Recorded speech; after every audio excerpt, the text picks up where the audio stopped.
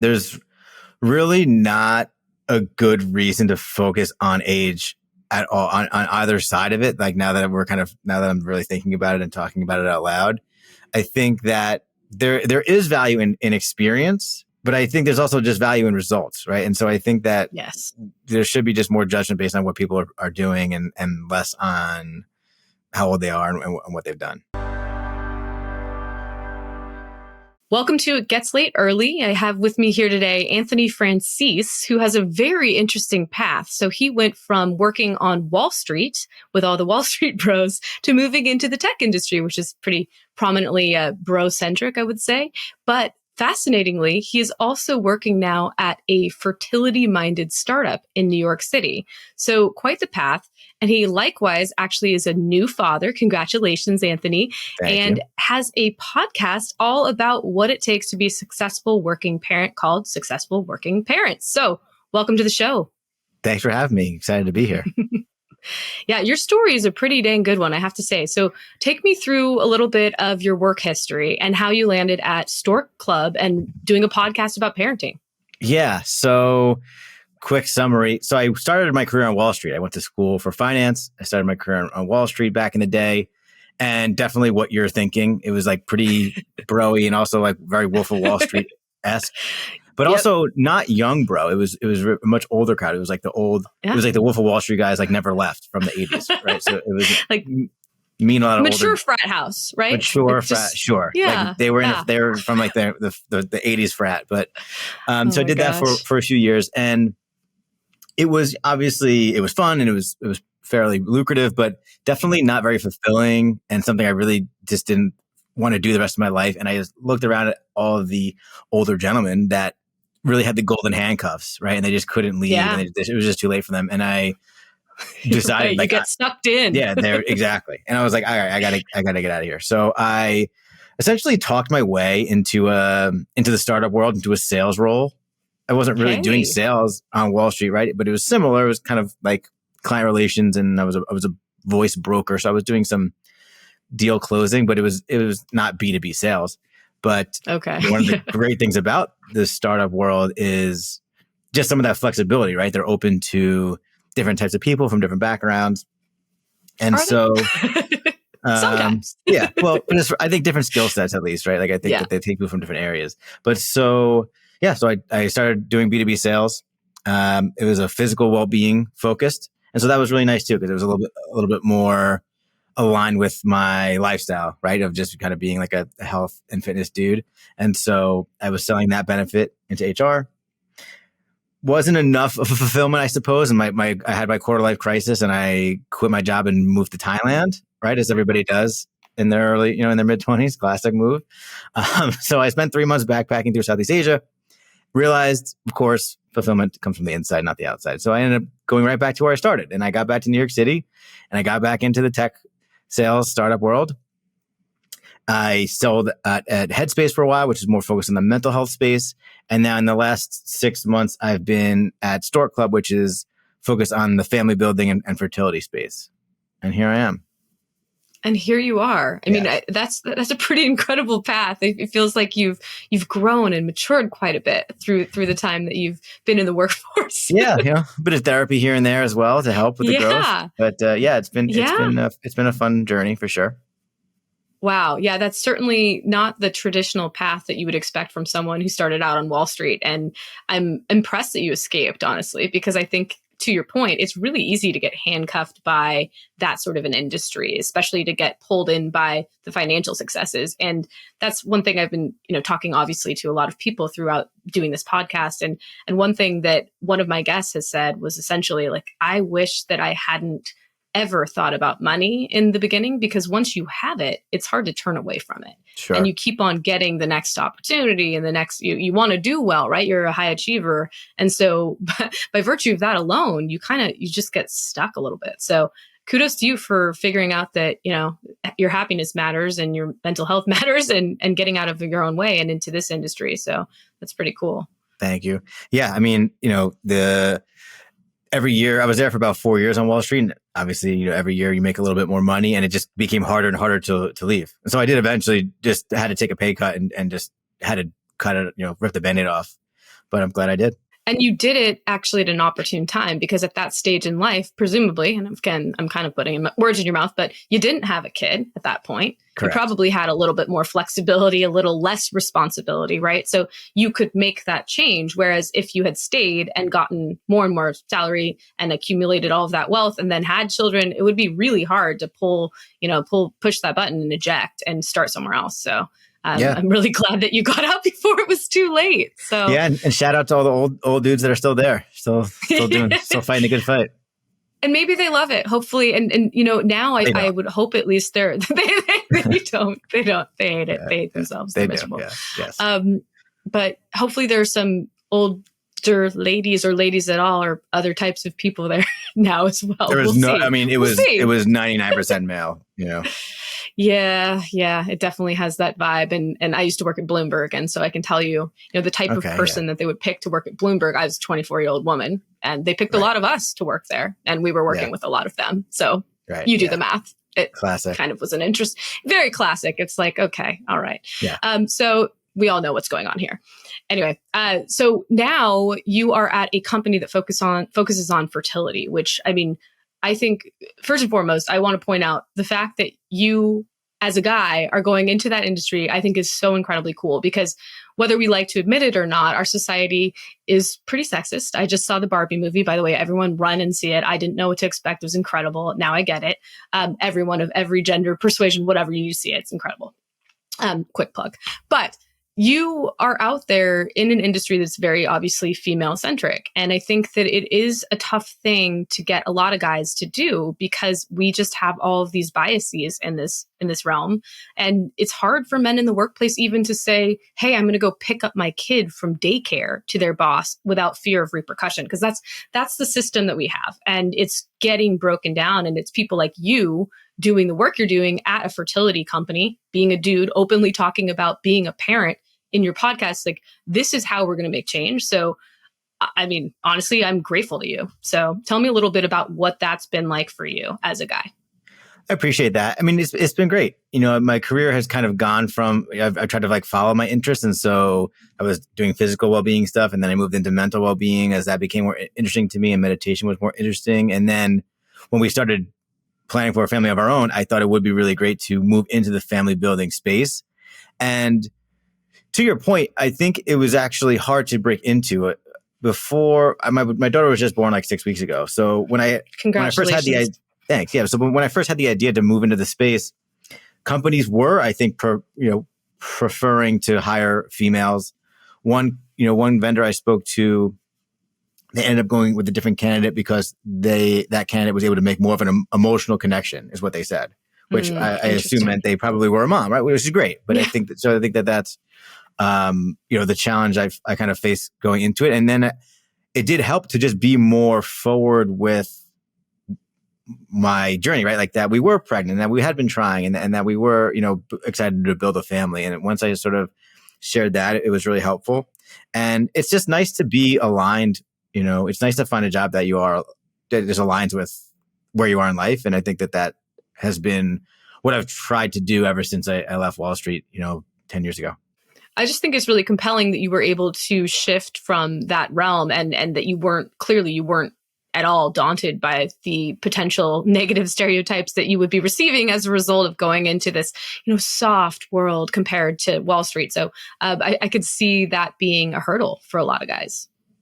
Yeah, it definitely took me a while. I think I probably was. I was a little embarrassed, actually. I think I didn't really tell everybody there what I was going to do. I kind of just quit one day, and they escorted me out of the building, and that was kind of the end of it. I really only kept in touch with a few people from there, so it was sort of an adjustment of just changing jobs and changing lifestyles. And it was very, as bro-y as Wall Street is, it also is it's a really work hard, play hard environment, and definitely emphasis on the work hard. They don't mess around there. And I think when I moved into the startup world, it took me a while to just get used to even the concept of working from home or playing ping pong or taking a break, even taking a break for lunch, right? We used to eat lunch at our desk. So I think just getting used to that adjustment. Well, and you were also in startups that were leaning heavily towards that mindset sort of mentality, right? Hey, you worked at Headspace, right? They were all about like mental well-being and that sort of thing. So very different from Wall Street, right? I mean, I can't really imagine much more different in those two worlds. There's no meditation going on. Stork Club, maybe. Yeah, there's no meditation going on the trading floor. That's for sure. Definitely not. Well, tell me a little bit more about what you've felt as you've gone through your career, how age has come up for you, if it has. Yeah, it's come up a lot. I mean, there's definitely some, I don't know if you'd call it reverse ageism. I don't know if ageism is only in one direction, but when I was no, it's both ways. Right. So when I was first on Wall Street, I mean, first of all, for a little while, I was really like coffee bitch. I don't know if I say bitch, but I was coffee getter. You can absolutely say that. Okay. So, and that was, so it was all men in their 50s and then me. And then to your point, they would hire some, 24-year-old women as well to be on, one for each desk, to be another coffee bitch. Yeah. To be a very, yeah. Well, I'm not gonna call them that, but yeah. And so there was a lot of just, oh, you're this, you're the young kid, you don't know what you're talking about. And so when I started to actually do the same work as them, there was a lot of bias against me. And so there was a lot of that. And then, but on the flip side, there was also my ability to outwork them in certain ways. And there was a lot of entertaining we would do with clients. And so I did find that the older guys couldn't really keep up in my ability to just like form relationships and friendships with our clients and take them out in different ways. And so were the clients your age or theirs? They were kind of in the middle. They weren't like fresh out of college, but they're probably like my age now, right? They're probably in their 30s and some in their 40s. So I think, you tried to use that to your advantage, but there was definitely just a lot of bias towards people with more experience. And it really except for when it came to partying, they're like, you've got this tone. Exactly. That really was it. Yeah. We're going to outsource the partying element to you. Yeah. Which is interesting because, as I'm sure we'll get to, right, in the tech and startup world, it's not as helpful, or not that it's not as helpful. Doesn't seem as desirable from a hiring perspective. They don't really want someone that has 30 years in the industry. Whereas that was like really all it was about back then, right? It was like you had to pay your dues, you were green, and they knew what they were doing. Like they forgot more about being a broker than you'll ever remember, like that kind of stuff. More than you'll ever learn. Yeah. But it's not even an impressive thing to say. Have you forgotten more about something than I'll ever learn? Like it's not impressive to have forgotten all that stuff, I'm with you there. Yeah, I don't think I approve of that statement. Yeah, I don't like that message. Oh, no, there's absolutely reverse ageism. I mean, I guess you could just call it ageism because it's all about being stereotyped for your age, right? That's it. So it can go both ways. I'm generally speaking probably a little bit more concerned about it being on the older side because of the preference for youth in our society overall. But you can absolutely be a victim of ageism as a young person. And you were definitely feeling some of that at your Wall Street firm, because of course you had skills, you were capable, you were learning, right? And so you shouldn't have had it held against you. But it does sound like you probably had some pretty fun nights as a result of being the go-to guy for like, Tone, take the clients out here, go do this, right? We definitely had a lot of that. I will say also, I think that there's a lot of value on being young, even in that environment, because when you're succeeding, it's so much more impressive when you're young, right? I think that that's another part of it too, right? So like I always felt like a little bit of pride in being successful and being someone younger than them, right? Where it's like, they're just 55. It's not impressive that they're being even more successful than me, right? Of course, you should be more successful than I am because you have 30 more years on me. Yeah. So I definitely see that as being a negative for an older person, even in that role.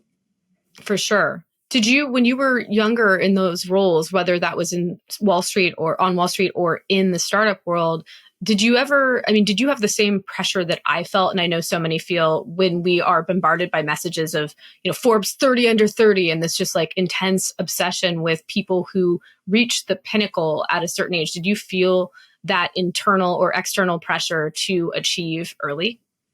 So definitely also because I really switched industries after about 4 years, right? So let's say I'm like 25-ish, maybe 26.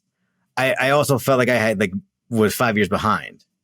So, gosh. right. So like, then there's people, so like, it That's wasn't horrible. like, right. But it's like, yeah, it's like, I'm not going to make the 30 under 30 list for salespeople because I just started. Right. So I think that there was definitely that aspect to it too. Like as helpful as it was to be young, and it's still young to be 25, 26, of course, to be starting a career at that age when there's other people that, have 5 years in you, it also kind of, there's pressure on you you're already too old. I just think that's so damaging to our psyche collectively. And I know that people are feeling intense, increased rates of, depression and anxiety. And I can't help but feel that this sort of external pressure and all these public lists and all this just vaunting of the status of young people is an absolutely deleterious effect on all of us. So, and it's bad for young people and it's bad for old people, right? Like if you're in your shoes, you're 24, 25 and you think you're behind. That's insane. Your life has barely begun. And it also, on the flip side, really sucks. I'm 40. Should I just go off myself now because I didn't hit the 30 under 30 club? Like, that's ridiculous. So I really think we need a reset and a shift. Yeah, thank you. I feel much better now. But it's just crazy. Like, why are we doing this to ourselves? This is ludicrous. No, I mean, 100%. There's really not a good reason to focus on age at all on either side of it. Like now that I'm really thinking about it and talking about it out loud, I think that there is value in experience, but I think there's also just value in results, right? And so I think that there should be just more judgment based on what people are doing and less on how old they are and what they've done. I mean, what a concept, right? Yeah. And I guess let's unpack a little bit the difference for you in your mind between age, chronological years, number of them on the planet, and your stage of life. Like, are you a parent? Are you not? Are you caring for an elderly parent? Are you, do you have other things going on in your life based on what stage in life you are? Tell me a little bit about your thoughts there. I mean, I think that's more relevant, right? Like what stage you're at in life, because I did not get married till I didn't meet my wife till I was 31, right? I'm 36 now, I believe. I'm 36. I'm going to be 36. And in September, and I just had my first child. So I was actually able to have a little bit more of that like flexibility, right? And ability to focus more on work and not have other obligations that I'm just now starting to realize I just can't do the way I used to. And so I do think that it is less, or should be less about age. And it does really come down to more of your life circumstances. I mean, I have friends that started having kids at 23, right? And they just couldn't do some of the things that I was able to do from a hours worked perspective and a balancing you time see now. Career. Yeah, I see it. Yeah, I get it now. Yeah, for sure. But there was an executive that I worked with once at Concur, and she was incredible. And I remember right before she somewhat mentored me, and right before I went on maternity leave, I asked her, I said, how do you do all of this? How can you accomplish so much? Like, how am I going to be able to handle all of this? And she's like, trust me, working parents, especially mothers, we're focused on that aspect because I was about to be a mother, but she said, mothers are the most efficient workers I know because they know when they're home, they got to be on, right? Like they don't have the ability to just let things drag on. So she's like, you get ruthlessly efficient. So I thought that was a really interesting reframe, and it helped me a bit. As I discussed with you on your podcast recently, when we were recording the interview, I found out belatedly that I have adult ADD, and it makes so much sense why that ruthless efficiency part is harder for someone like me, right? Because I am a creative. I have a lot of different things going on all at once in my little brain. And so it's a little bit more difficult, I think, for a parent if you have that particular thing going on. But it is true that because you're forced to do more and less, you make it happen somehow, right? And so I think that's one important piece of it, but you don't have that ability to be perceived as the person who's just going to sit there, button seat all day and grind. You can't do that.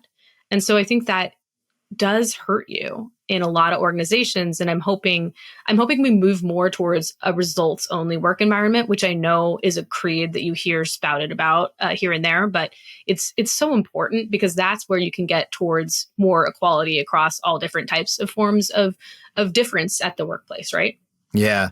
I mean, the saying is, if you need something done, give it to a busy person, right? And so I do think Yes. And I do see that. Like I actually do see that now in my own life in the last month. Like I do feel like I'm kind of just cranking stuff out in a more efficient way. So there is strength in that, but I think, you know, at the end of the day, to your point, like there's too much other stuff in your life to do that you can't really work the way you used to work. Right. Yeah. And so hopefully people will just learn to do what that woman said, was just be ruthlessly efficient, because that's the way you're going to rise to the top, or at least just like hold your job. You know, that would be nice too. Start there. So tell me, what are you going to do? How are you going to feel when you get your first gray hair, if you haven't already? Oh my God. I know. I mean, I don't think I have any yet, but I know that they're coming. I think that's all I got going for me actually is my head of hair at this point. So once there's any receding, you know, I think for 30, you know, soon to be 36-year-old, I think it's not bad. So I think once there's some receding hair and there's some grays, I don't know. I guess I'll have to start dyeing it, you know? Oh gosh. I actually don't. I'd like to embrace it and maybe just rock the salt and pepper look, you know? I love that. And you know, for men, it's typically something that is just, you know, it's you get the stamp of approval for that. I honestly think in many ways it's going to help you. And it's of course the exact opposite for women. So, but I hear, go ahead. I mean, if you want to talk, you know, we were talking about ageism, like obviously you see me, like I imagine when you first saw me, you didn't think I was 36. I think I look very young for my age, which has also like not helped a lot earlier in life.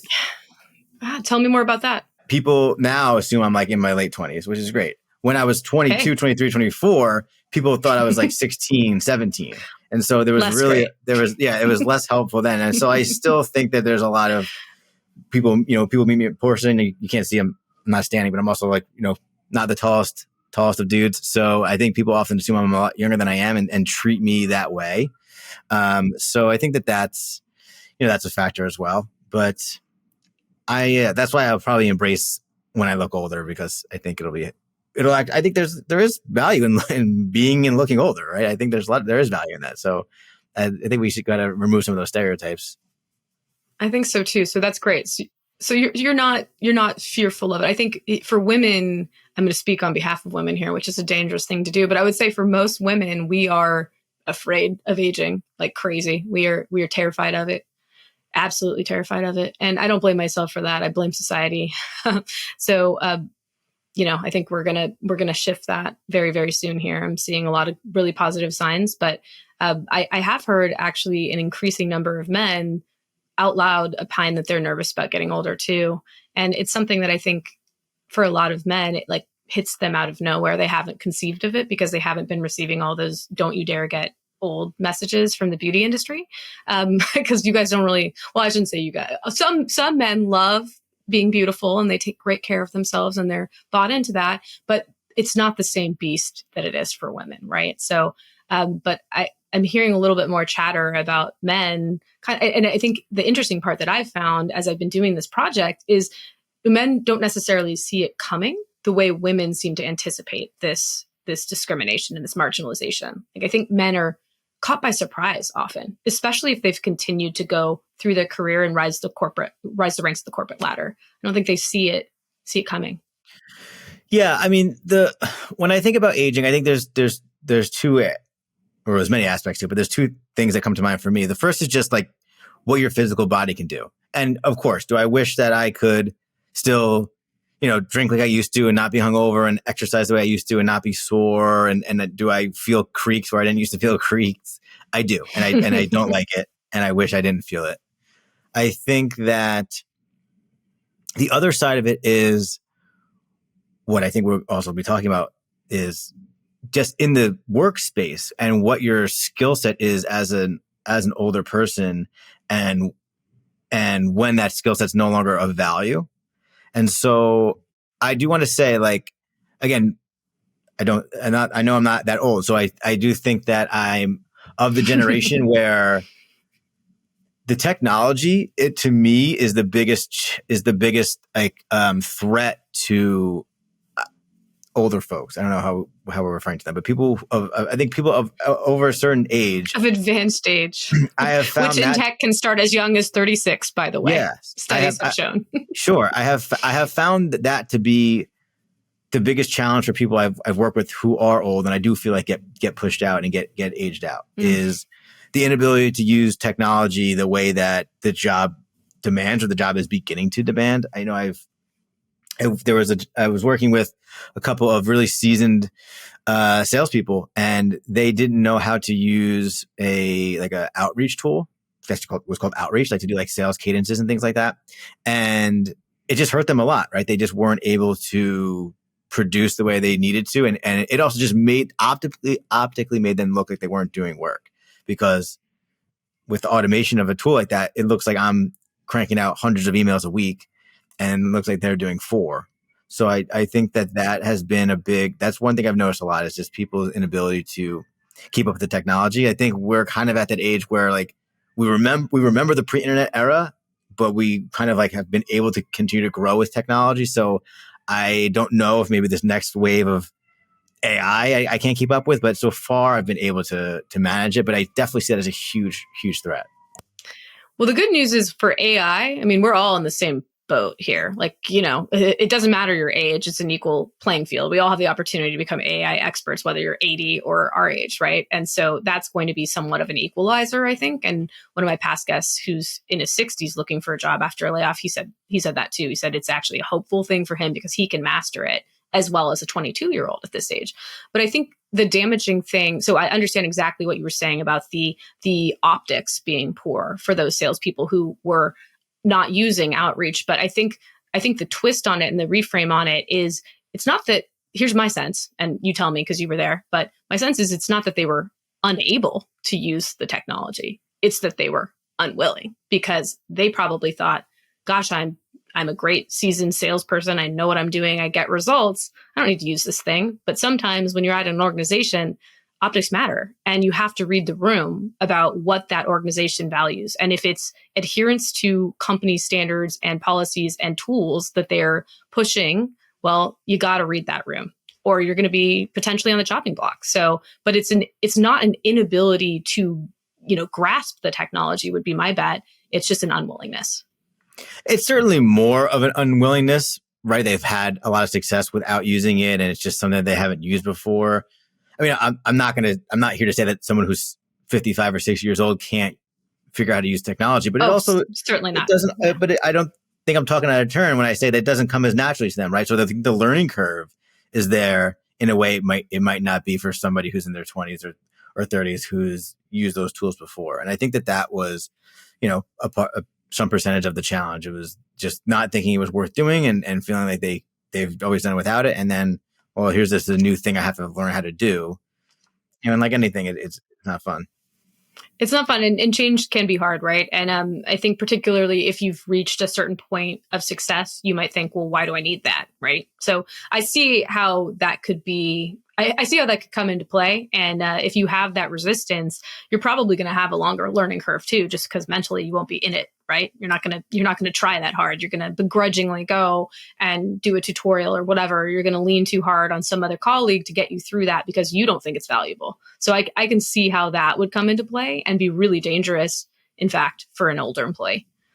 Yeah. I mean, what are some of the main, or what do they say are some of the main reasons why older people are discriminated against when it comes to searching for jobs? Do you think it is a technology debt thing, or do you think it's just a bias against their ability to work hard, or what do the studies show? I think it's all those things. It's absolutely all of those things, but most prevalent, really, it's the discrimination against them based on the stereotypes of, like you said, the inability to learn technology, all those concepts of you can't teach an old dog new tricks, that sort of thing, that sort of way of thinking, the set in their ways, begrudging, doesn't like change, resistant, which, if you look at the flip side, it means that companies are valuing, the young, energy, there are all these coded language components of it, yeah. Right? So there's a lot of that in play, and the concept that you can't actually have the ability to grasp new things. In fact, you can do so. You can grasp things from an emotional perspective and like synthesize information from different sources and make a better decision. That's something your brain gets better at over time. And I'm going to try to bring on an expert who can explain all of that. But it's really a harmful thing because it stops people before they even get the chance for an interview, right? Like there are ways to filter people out based on years of experience and pre-screen people and pre-screen them out. Like that's absolutely in play. And, I have a friend who's looking for, he's an incredible executive. He's been at top companies in Seattle, and he went to an executive recruiter, and the executive recruiter said, your biggest problem, even though you have had an exemplary career, you've been a founder, you've been an executive at Microsoft, et cetera. He's like, your biggest problem is that you're a 50-plus-year-old white guy. Like, that's going to be hard for you. Yeah. And your age is going to be the hardest thing for you to overcome. And that's someone who places senior level people in jobs in technology. So, you're hearing it from a recruiter, which, a recruiter who's at an agency has a better lay of the land. He or she knows, in this case it's he, what these companies, what the hiring managers are looking for, what the companies are looking for. And he's like, it's not you. They are not looking for you. And that's shocking to me, because if you don't want that guy with all he knows and all he's done, who do you want? And that terrifies me, because that's, I think, sort of an encapsulation, a microcosm of the entire industry, because that guy who's the recruiter, he has the lay of the land. So he's just giving it to the applicant straight, Yeah. I definitely see that a lot. So I work in sales, and basically there's like two tracks, right? There's like the individual contributor track, which is what I do, where you essentially do your own, you're just a salesperson, not just, but you're a salesperson. And then there's also the management. Yeah. We're not just stand strong salespeople. We love salespeople. Yeah. We need you. or there's, of course, the management track. And so I find definitely a huge bias against older people in the individual contributor track, for a few reasons, the ones we talked about, but also, and I'll say I've been guilty of this, maybe when I was younger, maybe still, but there's almost this question of, why are you still in this role at 55 instead of 35 or 25? I think that's a big, that's a big one, a big bias for me. And I'm sure that that's a question that's coming up on the hiring manager side too. Absolutely. And I've heard actual leaders of companies that I've spoken to off the record admit that. Why does this person not have more to say for themselves after 40, 45 years on the planet? Why aren't they higher up in their career? And the person who's saying that, well, that person has actually gotten up to the top. And so it's a different view from up there, right? And perhaps you can't see behind the scenes all the other things that are in play, or perhaps just your skill set or your interest. And not everybody should be a leader. Not everybody can be a leader. It's supply and demand. So it's just, I think there's a hard time. There is a hard element of this where if you aren't if your personal brand, and I hate that term, but it's what it is.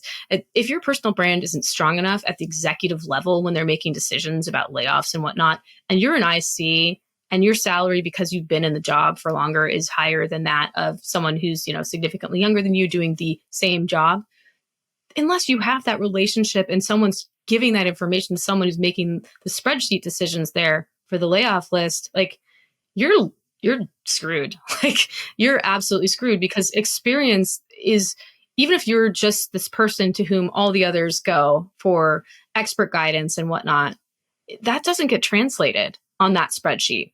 And so that's, I think, where there's a lot of risk for people who haven't actually climbed that ladder. And I think I intuited that from a young age. I had that pressure. Gosh, I got to keep climbing. I got to keep climbing. And I honestly don't know how much of it was truly ambition on my part, and how much of it was honestly just fear, just straight up fear. Like, I will be obsolete if I don't do this, and I better hurry the F up, I hadn't really thought about it until I started talking to you, but now I feel the need to start moving to the management track instead and get off the IC track. That is not what I want. I think we're going to have a sea change and movement. I think we're going to redefine and rebrand experience, and age diversity is going to be important across even the individual contributor levels, but it's going to take a while. No, it's such a good point in my space. Like, are you going to hire somebody who has like 20 years, but is like 80K more in base, versus someone that's been doing it for maybe 7 years, right? And so I think that at some point they weigh the differences, and it's like, well, it does get viewed as the same job. I think that's a huge problem. Like, I hate that we have to have these things in our heads, but until we start pushing for change, that's what it is. It's the status quo. I do think it's going to get better. I really, really do. I think this ism is going to be dismantled systematically over time, much in the same way we've had our focus on other very important pieces of discrimination. Jury's out on how successful we've been, but awareness is step one. Can you tell me a little bit more about what it's been like for you becoming a dad in the workplace? Yeah, I mean, it's been nice just being a dad in general. I've really enjoyed it so pro? far. It Recommend? seems great. Yeah, I do recommend highly. Okay. It's been good. I think that my company obviously is a little biased because they're in the family building space, but they've been very supportive. And so I think that it's helped me to feel more connected to people that are going through that as well. I think it's been nice to feel that the outpour, but it's really, as a father, like it's definitely shifted my focus and values, but at the same time has, invigorated a need to provide, so it's like suddenly I have something more important in my life, and shout out to my wife. Of course, she was more important to me than work, but something I have something, Good man. something else important, right? This really important being that needs me. And you want to just dedicate time to being a family man. Yeah. But you also feel a desire to, provide for that family. And so I've chosen, And so I've actually chosen, I'm deferring my family leave till a little bit later in the year, just because I wanted to, focus on the sales season right now. And so, that was just my own choice, right? My employer's very supportive of me taking off, but there's things like that I do feel the drive and the desire the pressure even to do that. That's real. It's not just about you anymore, right? And so I think what you said about taking your paternity leave is fantastic, because we should all take our parental leave, especially men. And I'm thrilled that you're going to do it, because that is actually how we get to gender equality. That's it. That helps us, because until and unless men who are fathers also do that, it's hard to actually make it equal for women, right? I'm really grateful to have had you here today. And I'm so impressed that you, for whatever reason, had it within you to decide to move from Wall Street into tech, into fertility tech of all places. I mean, from Headspace to Stork Club, that is an incredible path. And then to actually be hosting a conversation about parenting as a man, like, thank you. That's literally exactly what we need. So I hope everybody takes a chance to go and listen to Tone. You may or may not see a familiar face on there at some point. Yours truly.